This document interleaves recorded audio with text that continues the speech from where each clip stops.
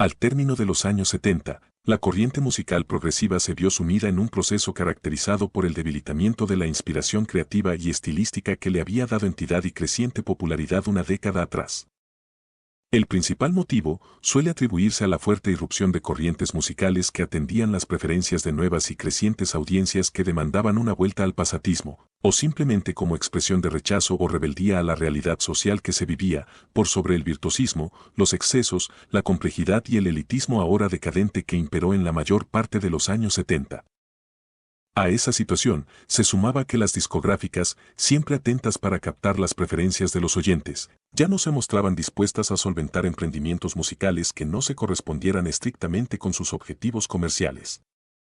Antes que el desfalleciente gusto por permanecer largas horas frente a un parlante, embriagados por los viajes musicales imaginarios, propios de las fantasías representadas en artísticas carátulas que nos llegaban a través de pretenciosos e inspiradores sonidos, consiguiera reinventarse con estructuras más accesibles a través de la corriente neoprogresiva, las bandas sobrevivientes del género se vieron obligadas a transitar por una muy estrecha cornisa.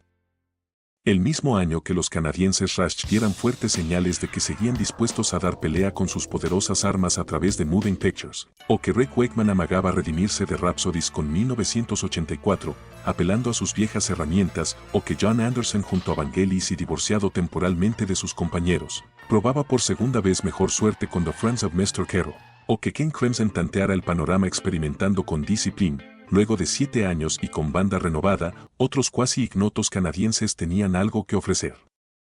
Se trataba de Saga, una banda procedente de Toronto, que lanzaba su cuarto trabajo en estudio, una obra que poco más de un lustro atrás hubiera estado para los más puristas en la línea del pop sofisticado o sopisto rock que exhibía Supertramp, pero que ahora su sonido se mostraba equidistante de las posturas más arraigadas y resultaba amigable para los más condescendientes de cada lado.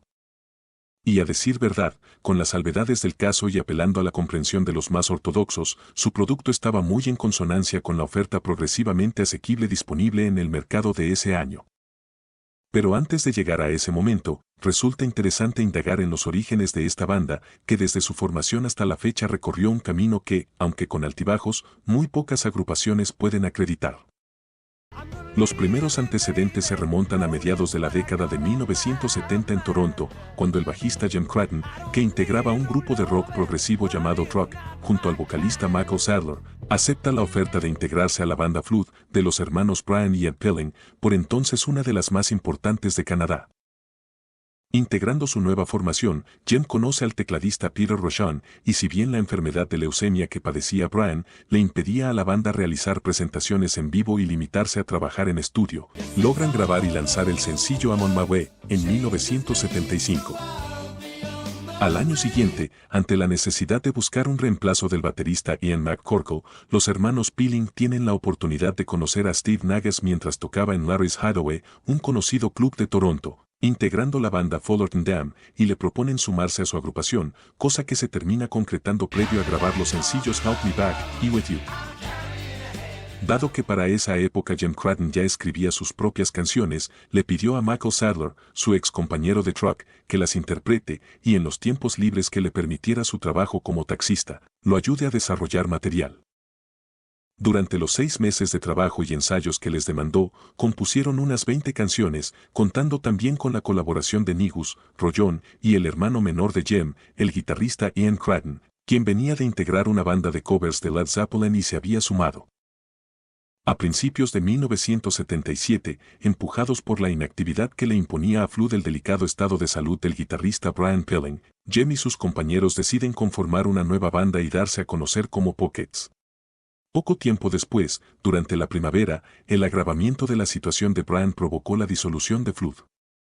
Una vez que la flamante banda registró unas 25 canciones de demo y disponían de un set completo de 2 horas, consideraron que estaban listos para presentarse en público, hecho que aconteció el 13 de junio de 1977 en Tudor Tavern de Cambridge, Ontario, ante un auditorio de 40 personas. Ese mismo año, producto del interés que despertó en Jim, un artículo que leyó acerca de que el cerebro de Albert Einstein se conservaba en el Instituto Smithsonian, preservado para su estudio, decidió sumar al material con el que ya contaban, una historia de fantasciencia, la cual estructuró en 8 capítulos para ser editados en 4 álbumes, sin seguir un orden secuencial. La línea argumental consistía en una civilización extraterrestre que ante el rumbo adoptado por la raza humana hacia su autodestrucción, decide devolver a la vida el cerebro preservado de Einstein, otorgándole un cuerpo semejante a un enorme insecto alado, para que lleve a cabo la titánica tarea de recuperar la estabilidad en el planeta. Dado que ya existía una banda estadounidense llamada Pockets y se habían lanzado a trabajar sobre la estructura episódica que propuso Jem, decidieron cambiar el nombre de la banda por el de Saga. Impulsados por la necesidad de grabar nuevas demos y encaminarse a editar su álbum debut, tuvieron la fortuna de contactar a Paul Gross, que era copropietario de Phase One Studios en Toronto, quien terminaría produciendo, financiando y grabando sus 3 primeros álbumes. Por su parte, Clive Corcoran, propietario de Corcoran Music Management, que se desempeñaba como manager de la banda, les consiguió un contrato con Polydor Records. Su álbum debut homónimo salió a la venta el 8 de abril de 1978, y si bien fue recibido favorablemente por la crítica, los singles How Long y Humble Stance no lograron posicionarse entre los éxitos de Canadá, más aún cuando la campaña publicitaria de Polygram en ese país estaba enfocada en la promoción de la banda sonora de la exitosa Saturday Night Fever, y la música de Saga había sido confinada a difundirse exclusivamente por emisoras de radio progresivas.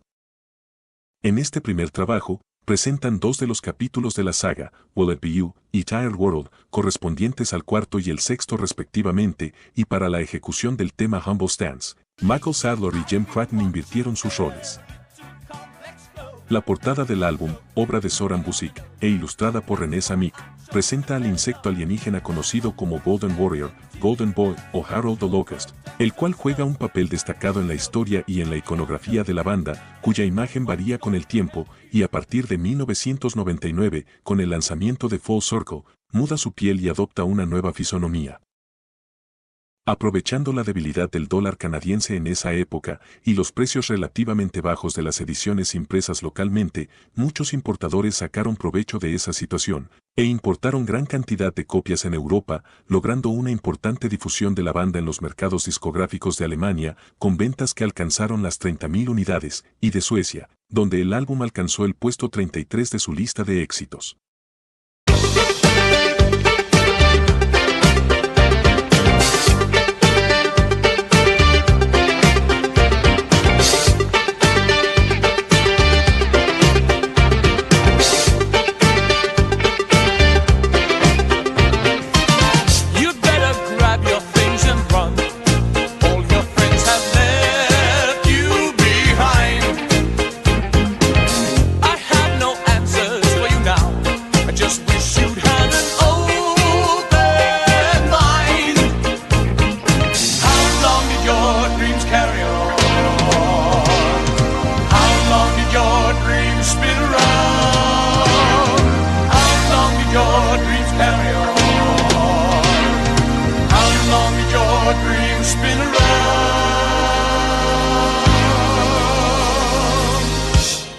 Luego de una gira promocional de 19 presentaciones por su país, acontecidas entre el 11 de abril y el 4 de octubre, y una primera presentación en Estados Unidos realizada el 29 de diciembre, durante el año siguiente se abocaron a desarrollar un segundo trabajo, el cual también terminó siendo registrado en Phase One Studios y estaría producido por Paul Gross.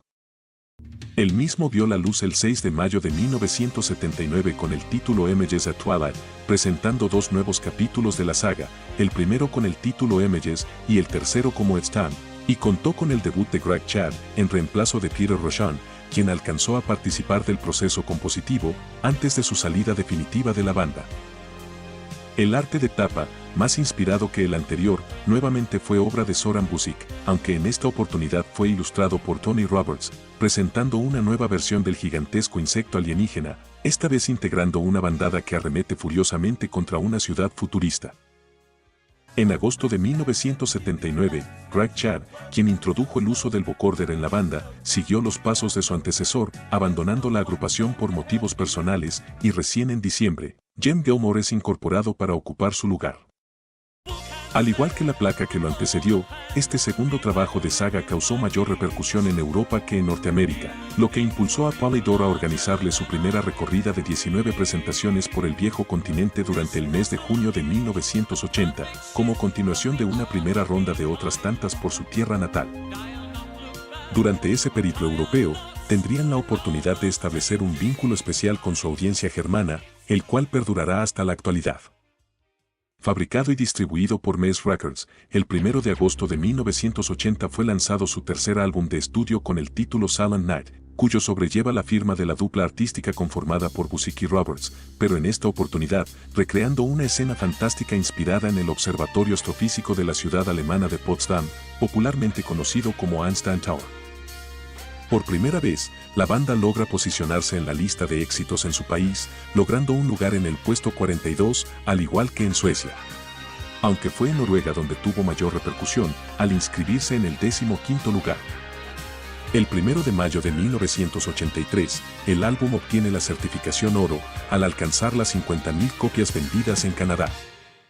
El sonido que proponían en esta nueva oportunidad, grabado como ya era habitual en Phase One y con producción de Paul Gross, denotaba un mayor grado de madurez, y uno de los dos nuevos capítulos de la saga que aquí presentaban, correspondientes al segundo y al séptimo, se convertiría en uno de los éxitos más resonantes de la banda. Más precisamente, se trataba del segundo, titulado Don't Be Late, el cual integraría el material obligado de cada presentación en vivo desde entonces.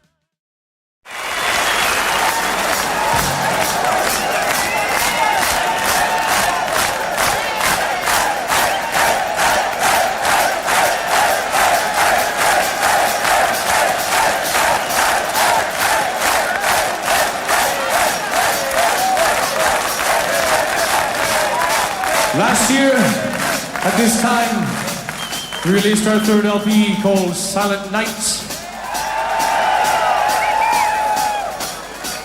2 more chapters. Too Much to Lose, Chapter 7, and Chapter 2, called Don't Be Late.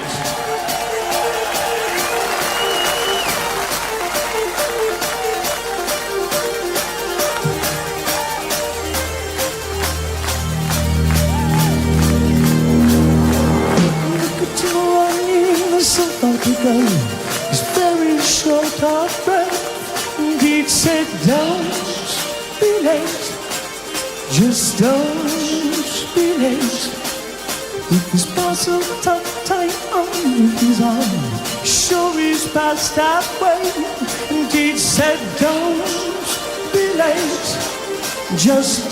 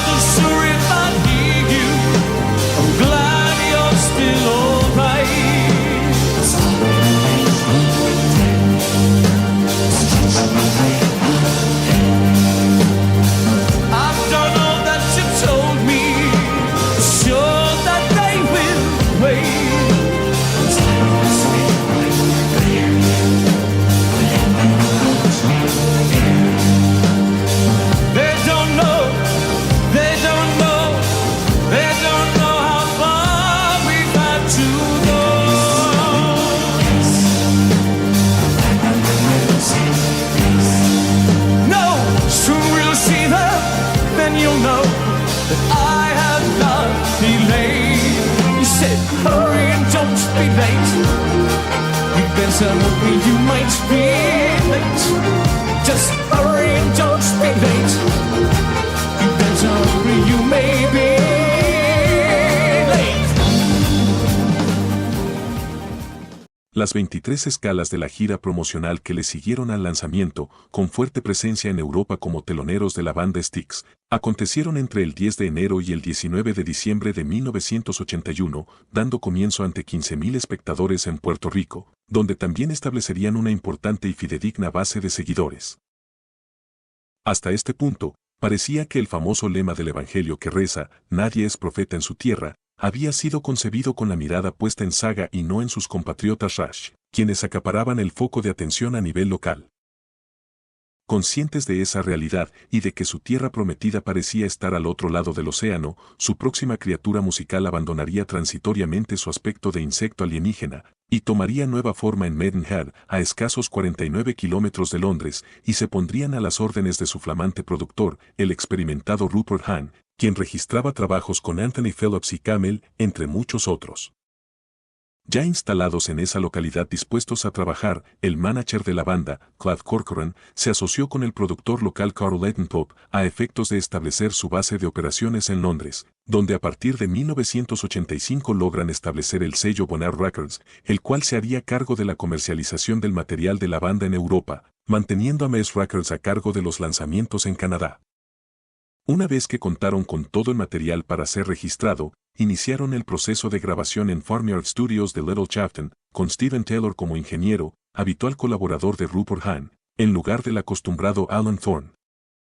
Este cuarto trabajo en estudio, que se convertiría en el más saliente de la dilatada carrera de la banda, salió a la venta el 14 de septiembre de 1981 con el título Worlds Apart, exhibiendo un denotado esfuerzo de renovación, desde el inusual arte de tapa a cargo de la agencia Shoot the Tiger, hasta un sonido más claro, compacto y pegadizo, muy amigable con la temática radiofónica comercial de la época, influenciado por el synth pop de esos días y apelando a los novedosos efectos sonoros que por entonces aportaba la electrónica.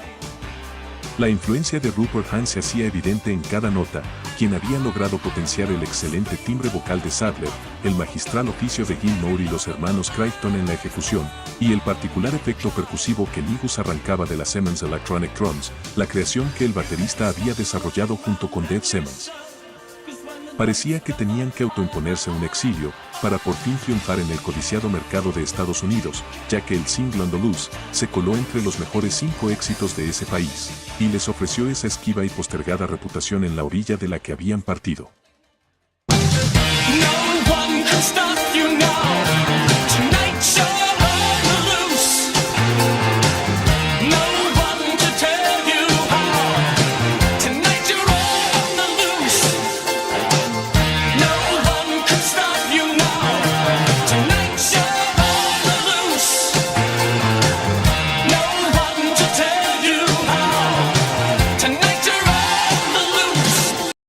El álbum obtuvo el puesto 25 entre los más populares de Canadá y en el Billboard 200 alcanzó el 29º lugar. Por su parte, en Noruega se posicionó en el 5º, en Alemania se ubicó en el 9º y en Suecia ocupó el 33º de sus respectivas listas locales. Asimismo, fue distinguido con la certificación platino en su país y oro en Estados Unidos, Alemania, Dinamarca y Noruega, coronando la reputación de la banda en uno de los circuitos comerciales más codiciados por las discográficas. Obviamente que destacar la distancia que lo separaba de la estructura musical que sentó las bases del género progresivo sería una obviedad, al igual que también lo era para muchas de las bandas fundacionales de la corriente, y que ahora mutaban obligadamente para sobrevivir. Con las pistas No Regrets y No Stranger, correspondientes respectivamente a los capítulos 5 y 8, concluyen aquí los 8 episodios inicialmente concebidos para completar la saga, aunque en 1999, a partir del lanzamiento de Full Circle, comprobaríamos que darían continuidad a la historia con otras tantas instancias más, con el icónico insecto alienígena incluido. El 8 de noviembre de 2005, Ensarab Music lanzaría una edición doble recopilatoria con el registro en vivo de los 16 capítulos. La repercusión de Worlds Apart los motivó a realizar su más extensa gira promocional, la cual les significó 119 presentaciones, que dieron inicio el 31 de octubre de 1981 y se extendieron hasta el 28 de enero de 1983, paseándolos extensamente por Europa, Canadá y Estados Unidos, en muchos casos como teloneros de Pat Benatar, Billy Squier y Jethro Tull. El 19 de diciembre consiguieron amplia difusión en Alemania cuando fueron invitados a participar de la grabación de Rock Pop and Concert junto con Foreigner, Meatloaf y Split en el Westfalenhallen de Dortmund, ante una audiencia de 15.000 personas cuya transmisión terminó siendo presenciada por unos 27 millones de televidentes, testigos además del juego de baterías entre la clásica de Mingus y la electrónica integrada en un maletín de Sadler.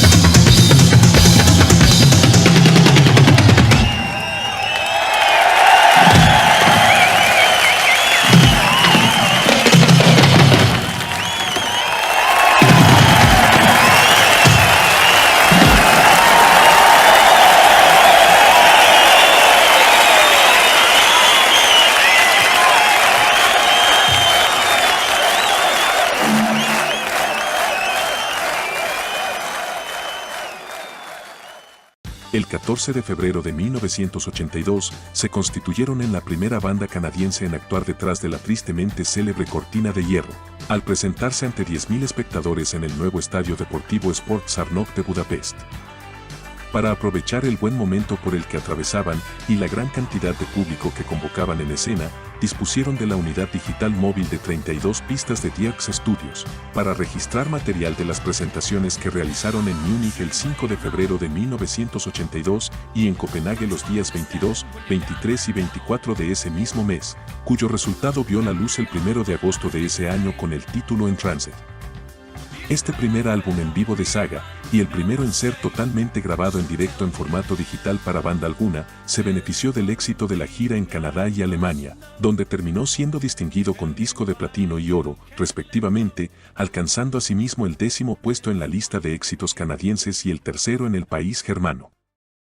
El 14 de abril de 1982 reciben el premio Juno, que en Canadá es equivalente al Grammy, como el grupo más prometedor del año, y posteriormente el prestigioso premio German Gold Ticket Award, por ser el grupo que más conciertos vendió en el año. Number 1. Gatto. How many people vote for Gatto? Yeah. No, wait. Well, raise your hand. Yeah, raise your hands, don't clap. Okay. If you voted for Gatto, raise your hands. 25, 2, 30, 3. 2. No, Okay. come on, do it right, eh? Martha and Muffins. Martha and the Muffins. Okay. Come on. Red 1, Ryder. 2. Red. Okay, I voted twice here. They're not doing this right, eh? They're not supposed to, eh? Okay. It was a joke. Number 4, Saga. And number 5, The Kinks. No! Oh, sorry, the Kings. Sorry. and the winner is Hill Street Blues. Oh, sorry. Okay, sorry to take the steam out of this. The winner is Saga. Saga.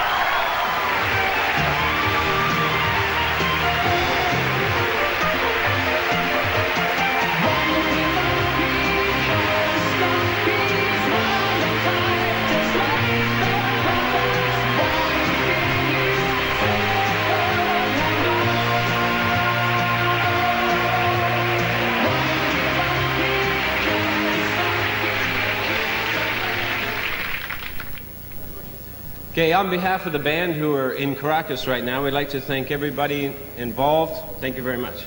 Thank you. On behalf of the management and the band, I would like to thank everybody. And to Bill, thank you for taking my phone calls. Concluida la agotadora ronda, y casi sin espacio para tomarse un merecido descanso, alentados por el buen resultado obtenido de su vínculo con Rupert Hahn, la banda contó con las mismas instalaciones y equipo técnico y humano para intentar producir un nuevo éxito de similares características.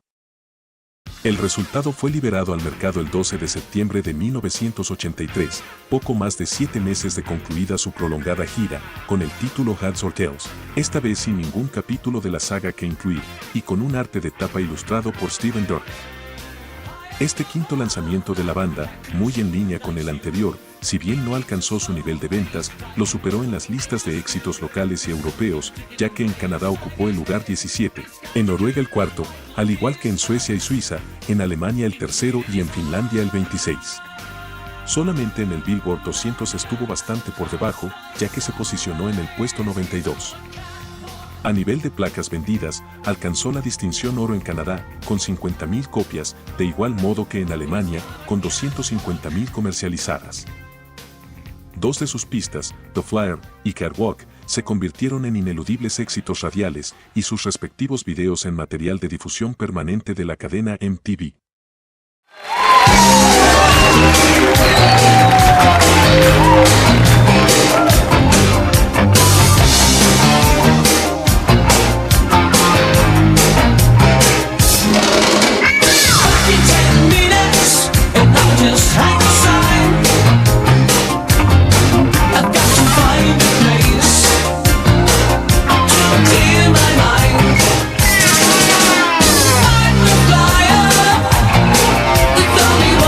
Desire.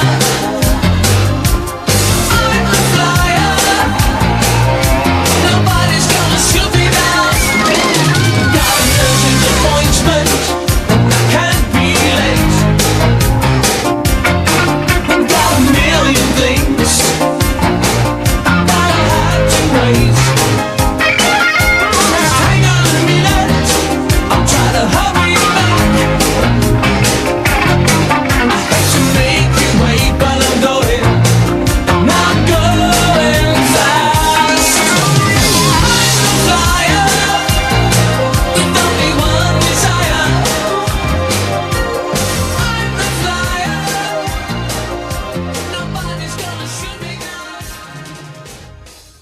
La gira promocional abarcó un total de 108 escalas y comprendió una primera ronda anticipada al lanzamiento del álbum de 16 presentaciones en Estados Unidos entre el 29 de junio y el 2 de abril.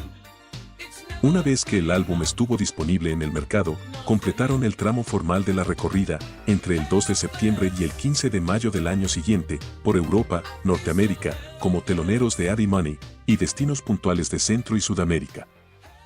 Estos dos últimos trabajos de estudio, si bien sellaron la primera parte de una saga imaginaria de 8 episodios, conformaron los dos capítulos más exitosos de la saga real, la que se escribe con mayúsculas e identifica a una banda que, un 13 de junio de 1997, mientras se presentaba ante el Auditorio Germano en Offenbach, en oportunidad de celebrarse su 20º aniversario de existencia, fuera declarada como embajadora musical de Canadá por el primer ministro de ese país y el jefe de gobierno de Ontario.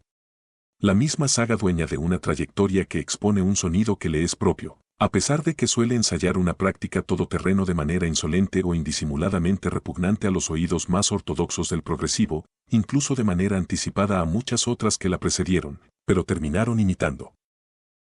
Una saga que acumula a la fecha una producción que demandó 43 años, con 22 placas de estudio, 9 registradas en vivo, y 1.293 presentaciones en escena a lo largo de 26 países, sostenida por esos dos pilares fundamentales y permanentes que representan los hermanos Crichton, el inmejorable e inconfundible tono vocal de Sadler y el uso desinhibido pero efectivo de la tecnología musical que tuvieron al alcance en cada momento. Y a decir verdad, pocas bandas pueden exhibir una saga como esa.